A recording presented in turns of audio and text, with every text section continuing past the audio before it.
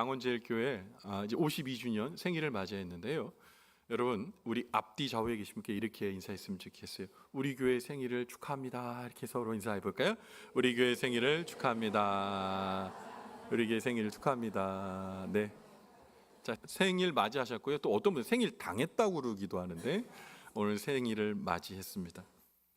사랑하는 망원제일교회 온 성도 여러분, 오늘은 우리 장로님께서 기도해 주신 대로 이상향 전도사님의 개척으로 시작하여 처음엔 에린교회로 이름을 교명을 짓고 또 힘있게 또 이웃을 섬기고 사랑하는 교회로 시작하여 이후에 망원제일교회 이름을 개명하고 창립 52주년을 맞이한 교회, 바로 오늘 생일 맞은 우리 교회입니다. 우리 망원제일교회가 이제 52주년이니까 이제 52살이 된 거죠. 이제 중년의 나이가 된 겁니다. 참 많은 일들 있었지만 하나님의 은혜로 여기까지 왔죠. 사람의 일생 중에서도 아프고 또 괴로웠던 시간들이 있는 것 마냥 저희 교회도 여러 가지 상황 속에서 아프고 힘들고 어려웠지만 주님께서 인도해 주셔서 여기까지 지금까지 주의 은혜로 서 있는 줄 믿습니다. 주님이 피로 값주고 사신 이 땅의 모든 교회의 시작이 다 그러하겠지만 특별히 우리 망원제일교회의 시작은 사람의 생각이나 노력으로부터 시작되지 않았습니다. 우리 망원제일교회는 이미 창세전부터 하나님의 마음속에 담겨져 있었고요. 그리고 그 분의 뜻 가운데 아름다운 교회가 시작됐고 또 하나님의 뜻을 깨달아 알았던 우리 이상향 전도사님을 포함한 믿음의 많은 사람들이 함께 이 사역에 동참함으로 때로는 어려움과 고난의 시간도 많았지만 정말 이 시간이 지나가지 않으면 어떡하지? 라는 괴로움과 아픔의 시간도 있었지만 크고 작은 어려움과 풍파가 있었지만 그 모든 고난의 시간을 이겨내고 계속해서 성장해 왔고 지금까지도 강권적인 하나님의 은혜의 손길로 하나님 나라의 역사를 계속 쓰고 있는 교회, 우리 망원제일교회인 줄 믿습니다. 여러분, 이처럼 하나님의 은혜 가운데 여기까지 우리 망원제일교회가 올 수 있었던 것은 바로 하나님의 은혜죠. 오늘 그러한 우리 망원제일교회를 향하여 사도 바울은 하나님의 사랑 안에서 망원제일교회가 어떤 존재로 부름을 받았고 또 어떠한 교회로서 세워져 나가야 되는지 말씀을 통해 우리에게 가르치고 또 분명하게 선포하고 있습니다. 오늘 창립 52주년을 맞이하는 그리고 그 뜻 가운데 서 있는 우리 교회, 하나님의 역사, 하나님 나라의 역사를 계속 써내려가기를 원하는 우리 망원제일교회를 향한 하나님의 바람과 기대를 오늘 사도 바울이 에베소 교회를 향해 전한 말씀을 통해 오늘 우리의 말씀으로 다시 재경청, 다시 듣기를 원합니다. 그렇다면 창립 52주년을 맞이한 우리 망원제일교회는 하나님 앞에 어떤 모습의 교회가 되어야 할까요? 여러분, 우리 망원제일교회는요, 하늘에 속한 복을 받아 하나님의 은혜와 영광을 찬송하는 교회가 되어야 합니다. 여러분, 아멘 소리가 작아서 다시 한번 할게요. 우리 망원제일교회는 하늘에 속한 복을 받아 하나님의 은혜와 영광을 찬송하는 교회가 되어야 할 줄 믿습니다. 여러분, 오늘 본문의 말씀인 에베소서 1장 3절부터 5절의 말씀을 보면 사도 바울은 교회에게 허락하신 하나님의 복을 설명하고 있습니다. 좀 길지만 에베소서 1장 3절부터 5절의 말씀을 함께 읽을 텐데요. 하나님이 주신 교회를 향한 복이 뭘까? 여러분 한번 곰곰이 생각해 보시면서 한번 읽어보겠습니다. 찬송하리로다. 시작. 찬송하리로다. 하나님 곧 우리 주 예수 그리스도의 아버지께서 그리스도 안에서 하늘에 속한 모든 신령한 복을 우리에게 주시되 곧 창세전에 그리스도 안에서 우리를 택하사 우리로 사랑 안에서 그 앞에 거룩하고 흠이 없게 하시려고 그 기쁘신 뜻대로 우리를 예정하사 예수 그리스도로 말미암아 자기의 아들들이 되게 하셨으니 아멘. 우리 성경은 뭐라고 얘기합니까? 교회는요, 하나님의 신령한 복을 받은 사람들이 모인 공동체라고 얘기하고 있습니다. 여러분, 그렇다면 우리가 정의하는 교회는 어떤 곳입니까? 교회는 뭐죠? 여러분, 교회는 어떤 곳입니까? 교회에 대한 여러 가지 정의가 있을 수 있지만 우리가 착각하면 안 되는 게 교회는 단순히 보이는 외형적 건물이 아니라는 거예요. 또요, 그 교회 안에 함께 거하고 있는 사람들의 단순한 모임이 아니라는 거, 여러분 이걸 우리가 분명히 알아야 합니다. 오늘 본문의 말씀에서 사도 바울은 교회는 어떤 곳인가 하는 이 질문에 대해 건물도 아니고 사람도 아니고 그곳에 모인 사람들이 받은 복에 대해 얘기하고 있는데요. 이렇게 얘기하죠.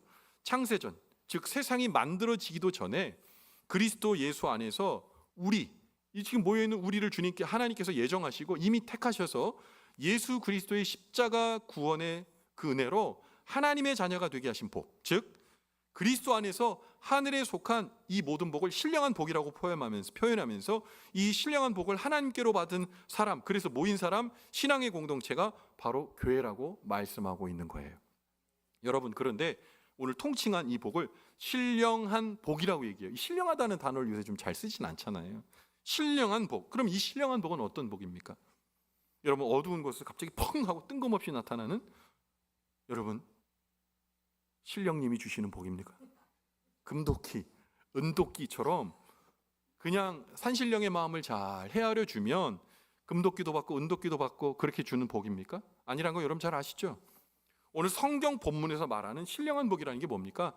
세상과 다른, 육체의 복과는 다른 영적인 복, 그 복을 바로 신령한 복이라고 말하는 겁니다. 세상 사람들도 복이라는 단어를 되게 많이 써요. 전 세계적으로 숟가락에다 복이라는 글자를 담은 나라는 우리나라, 또 중국, 몇 나라를 제외하고는 거의 없어요. 복을 염원합니다. 그럼 복이 뭐예요? 여러분, 잘 살고 잘 되는 거, 우리 자녀가 잘 되는 거, 우리가 윤택한 생활을 할 수 있는 거, 아무 걱정 없이 돈 쓸 수 있는 거, 여러분, 이게 우리가 생각하는 복일 수 있어요. 근데 그게 복이긴 하지만 그 복은 어떤 복입니까? 썩어져 없어져 가는 복이라는 거예요. 여러분, 화무 11홍이라는 말씀 들으셨죠? 꽃이 펴도요 10일 못 가요. 권불 10년, 권력이 10년 못 갑니다. 올해 봄에 저희 집 앞에 철쭉이, 빨간색 철쭉이 폈는데 너무 이뻤어요.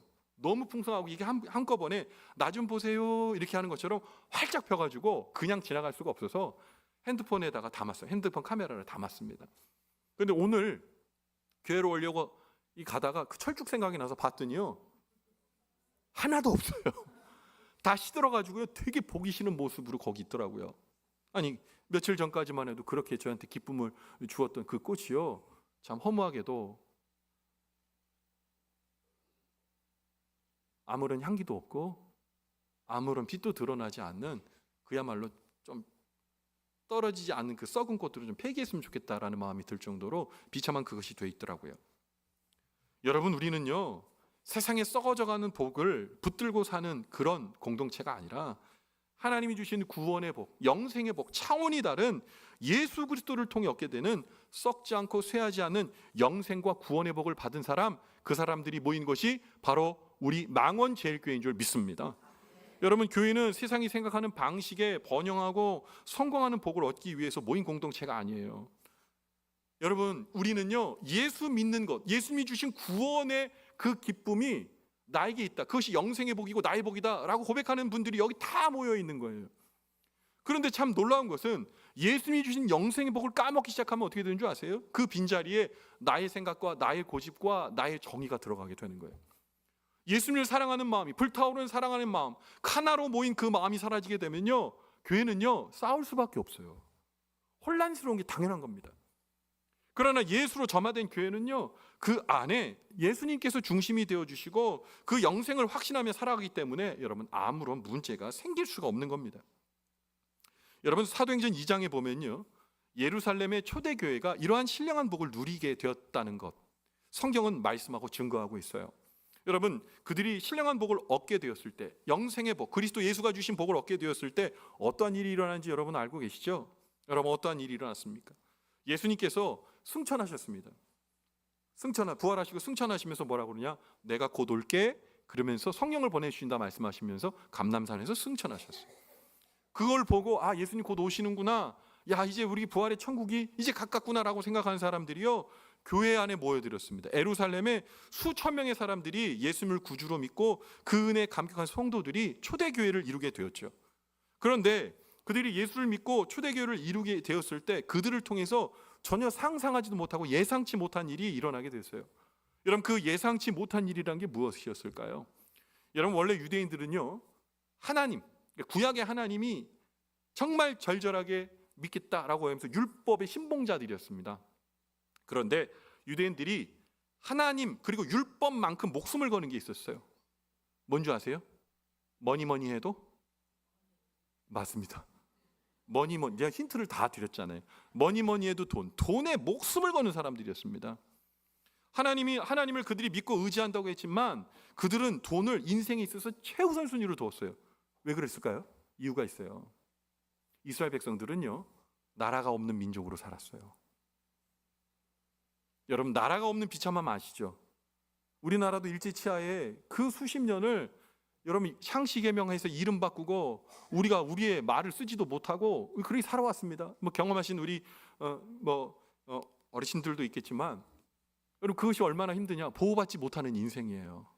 나라가 보호해주지 못해요. 그럼 누가 날 보호해줄 수 있어요? 돈이요. 돈이 보호해주는 거예요. 그래서 디아스포라 유대인, 세계 전국으로 흩어져간 유대인들은요, 돈이 생명이었습니다. 여러분, 유럽의 문학에 보면 유대인들이 많이 등장합니다. 근데 그 유대인들이 하나같이 어떤 사람으로 묘사되는 줄 아세요? 수전노, 구두쇠, 고리 대금업자, 전당포 주인, 이런 걸로 나옵니다.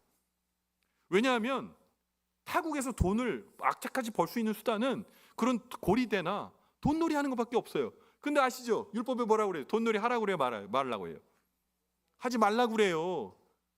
특별히 내 형제에게 이자를 받지 말라고 했단 말이에요.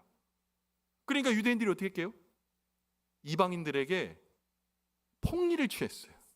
왜? 형제한테만 안 받으면 되는 거 아니에요. 우리 교회 사람들한테 이자 안 받으면 되지 뭐. 그러니까 다른 사람들한테 폭리를 취한 겁니다. 돈. 왜? 자신을 보호해 줄 수 있는 유일한 수단이 돈이라고 생각했기 때문에. 여러분, 나치 정권 하에 히틀러가 그렇게 미워해서 인종청소를 한 백성이 누굽니까? 유대인이에요. 600만을 죽였어요. 그게 가능한 일입니까? 그런데 히틀러가 유대인 싫어했어요. 돈벌레라고 생각했거든요. 왜요? 그들은 쥐고 놓지 않는 사람들이에요. 근데 그들은 그 돈이 자신을 보호해 줄 수 있는 아주 귀한 수단이라고 생각했기 때문에 돈을 놓지 못했던 거예요. 초대교회 성도들도 다르지 않았어요. 근데 문제는 뭔지 아세요?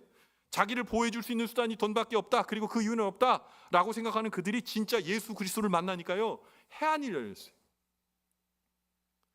창세전부터, 세상이 만들어지기 전부터 하나님이 나를 사랑하셔서 그의 아들 독생자 예수 그리스도를 십자가에 못 박혀 죽이시면서까지 나를 하나님의 자녀로 삼아주셨다는 그 구원과 영생의 말씀이 믿어지고 이것이 신령한 복으로 마음에 들어서니까 돈이요, 필요 없어요.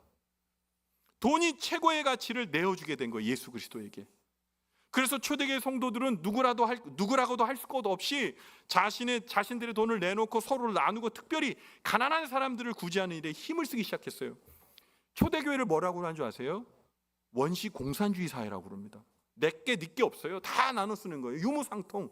그걸 보고 공산주의자들이 공산주의 이념을 거기서 발견한 겁니다. 그런데 그런 공산주의는 있을 수가 없어요. 사람의 욕심 때문에 절대 만들 수 없어요. 여러분, 그런데 어쨌든 초대교회 성도들이 돈보다 더 좋은 예수 그리스도를 만나고 신령한 복을 발견하니까 돈이 그들의 마음을 빼앗을 수 없었던 거예요. 그들의 우선순위가 돈에서, 다른 어떤 것에서 예수 그리스도로 완전히 바뀌게 된 거죠.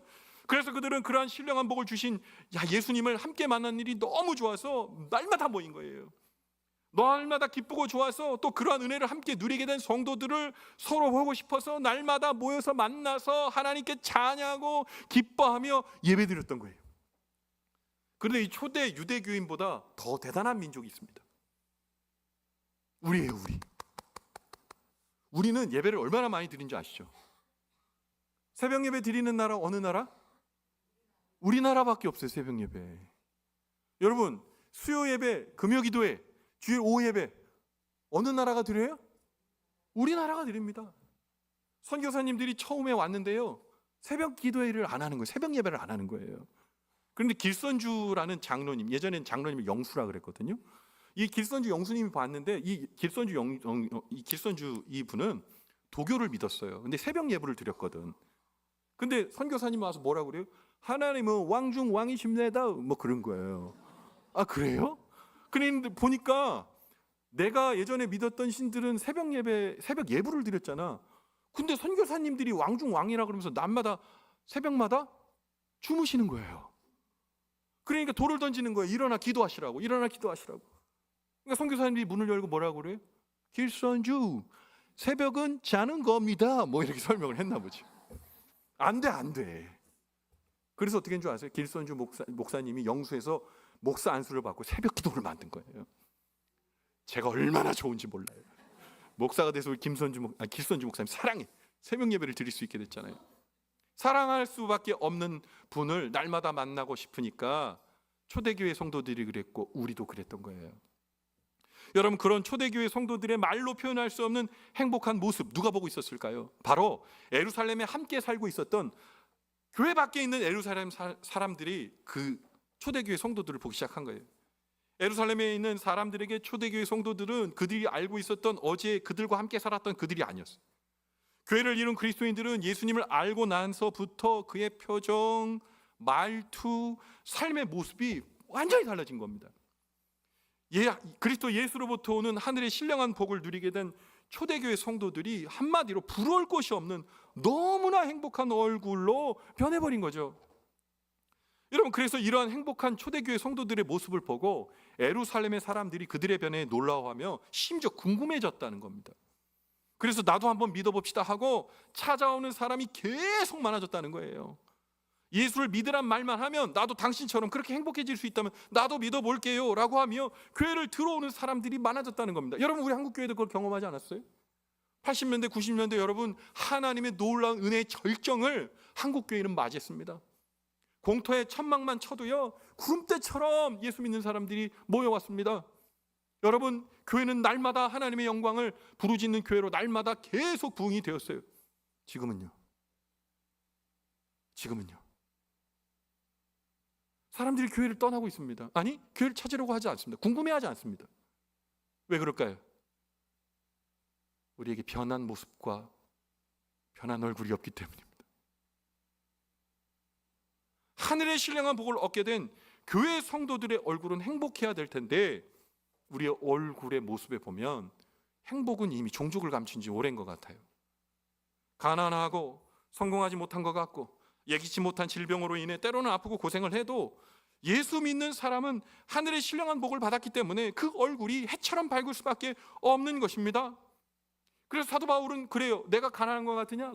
나는 부유한 자다. 내가 무명한 자 같으나? 같이 보입니까? 아니요, 나는 유명한 자입니다. 나는 하나님의 놀라운 은혜 안에 있는 사람이기에 나는 행복한 사람입니다. 사도 바울은 고백했습니다. 여러분, 그리스도인 된 우리의 오늘 얼굴을 한번 생각해 보셔야 돼요. 지금 내 얼굴 어때요? 어떠세요? 좋아요? 여러분, 우리의 얼굴을 생각해 보셔야 돼요. 저는 요새 너무 좋은 게 이 예배 끝나고 나서 2부 예배 끝나고 나서 식당에 가면 그렇게 좋아요. 여러분들의 얼굴이 얼마나 행복한지 몰라. 밥을 먹을 수 있어서 그런 건가? 막 행복해가지고 막 시끄럽고 막 서로 교제하는 모습이 너무 좋아요. 하나님은 우리 교회를 통해 그런 모습을 원하시는 거예요. 예수의 은혜가 너무 좋아서 내가 가진 예수, 나의 받은 구원이 당신에게도 구원의 이름이 되어서 너무 좋은 거예요. 딴 건 없어. 그거 하나로 행복한 거예요. 사랑하는 성도 여러분, 우리의 얼굴을 생각해 봐야 되고 또한 우리 망원제일교회 얼굴을 떠올려 보아야 되는 거예요. 우리 새가족들 우리 교회 왔을 때 여러분 뭐 볼 것 같아요? 우리 예배 속에서 여러분의 얼굴을 봅니다. 행복해하는, 하나님의 은혜 가운데에 행복해하는 우리의 얼굴이 그들의 첫인상이 되는 거예요. 오늘 에베소 교회를 향해 사도 바울이 편지를 쓰고 있을 때 그는 차가운 감옥의 바닥에서 펜을 들고 글을 써고 내려가고 있었습니다. 사도 바울은 열악한 상황 속에서도 자신이 예수 그리스도를 구주로 믿고 하나님의 자녀가 된 구원의 축복이 얼마나 행복하고 감격스러운 일인지 실로 경험하면서 교회를 이루고 있는 에베소의 모든 성도들이 똑같은 행복과 감격 속에서 살아가기를, 그것이 교회임을 말하고 있는 거예요. 오늘도 마찬가지입니다. 사도 바울은 오늘 우리에게도 말하고 있는 거예요. 여러분 예수 그리스도로 말미암아 행복한 신령한 복을 가진 사람입니다. 그것이 여러분의 최고의 복이고 창립 52주년을 맞는 우리 망원제일교회의 축복과 우리의 삶의 태도 그리고 우리의 자리인 줄 믿으시기 바랍니다. 여러분, 그것이 하나님께서 우리를 향한 기대인 거예요. 사도 바울은 이러한 하나님의 신령한 복을 받고 체험하며 살아가는 오늘 우리에게 뭐라고 얘기하냐, 이렇게 살아달라고 본문의 마지막으로 당부하고 있어요. 에베소서 1장 6절의 말씀을 통해 우리를 향한 하나님의 뜻을 사도 바울이 뭐라고 말씀하고 있을까요? 마지막 말씀인데요. 같이 읽어봅니다. 시작. 이는 그가 사랑하시는 자 안에서 우리에게 거저 주시는 바 그의 은혜의 영광을 찬송하게 하려는 것이라. 아멘. 사도 바울은 에베소 교회와 오늘 우리 망원제일교회가 하나님께서 구주이신 예수님을 통해 거저 주시는 놀라운 구원의 은혜를 받았음을 감격하고 기뻐하는 교회가 되는 것, 그리고 그 하나님의 기대로 살 뿐만 아니라 그 믿음대로 살아가는 행위를 통해 세상에 하나님의 은혜와 영광을 드러내는 찬송이 되기를 바라시는 거예요. 찬송이 뭡니까? 오늘 우리 찬양할 때 어떤 느낌 받으셨어요? 하나님이 이곳에 임재하고 계시다는 여러분 그 감동적인 은혜가 여러분에게 있지 않으셨습니까? 저는 그랬어요. 찬송이 되셔야 됩니다. 우리 망원제일교가 부르는 찬송을 통해 그들이 예수를 알게 되는, 우리와 똑같은 기쁨과 감격을 얻게 되는 놀라운 일, 여러분 우리를 통해 이루어지기를 간절히 바랍니다. 오늘 말씀을 마무리하면서 이전에 우리가 파송 찬송으로 불렀던 이런 교회가 되게 하소서라는 찬양이 계속 떠올랐어요. 여러분 오늘 주신 말씀을, 사도 바울이 주신 말씀을 마음에 품고 여러분 이 찬양 우리 함께 부르며 결단했으면 좋겠어요. 이런 교회가 되게 하소서. 진정한 예배, 믿음의 기도, 말씀이 살아서 움직이고 이웃을 사랑하고 날마다 주님의 은혜 가운데 사랑에 빠지는 교회, 우리 교회 망원제일교회입니다. 가슴에 손 얹고 찬양할까요? 진정한 예배가 숨쉬는 교회, 주님이 주인 되시는 교회, 믿음의 기도가 쌓이는 교회, 최고의 찬양을 드리는 교회, 말씀이 살아 움직이는 교회, 성도의 사랑이 넘치는 교회, 섬김과 헌신이 기쁨이 되어 열매맺는 아름다운 교회, 주님의 마음 닮아서, 주님의 마음 닮아서 이웃을 사랑하는 교회, 주님의 영광을 위해서 빛 대신 주님 전하는 교회, 사랑의 불꽃이, 사랑의 불꽃이 활짝 피어나 날마다 사랑에 빠지는 교회, 주께서 사랑하는 우리 교회가 이런 교회 되게 하소서. 제가 전에 부교육자로 섬겼던 교회에서 이 찬양을 작사 작곡한 김희석 목사님을 초대해서 이 간증과 말씀을 들은 적이 있어요. 그런데 말씀보다도 사석에서 식사를 이제 예배하기 전에 이제 함께 만나는 기회가 주어져서 이 목사님과 만났는데 제가 이거를 언급했습니다. 목사님, 이런 교회가 되게 하소서 참 은혜 있는 찬송인데요, 어떻게 이 찬송 작시하시게 되셨어요? 작곡하시게 되었어요? 물어봤더니 이분이 의외의 대답을 했어요. 이런 교회가 없는 것 같아서요. 만나고 싶은 교회가 있었으면 좋겠어서요. 이런 교회가 지금은 없다면 앞으로 한국교회 일반이 되고 우리가 섬기는 교회가 되었으면 좋겠어서 이렇게 작사하게 되었습니다.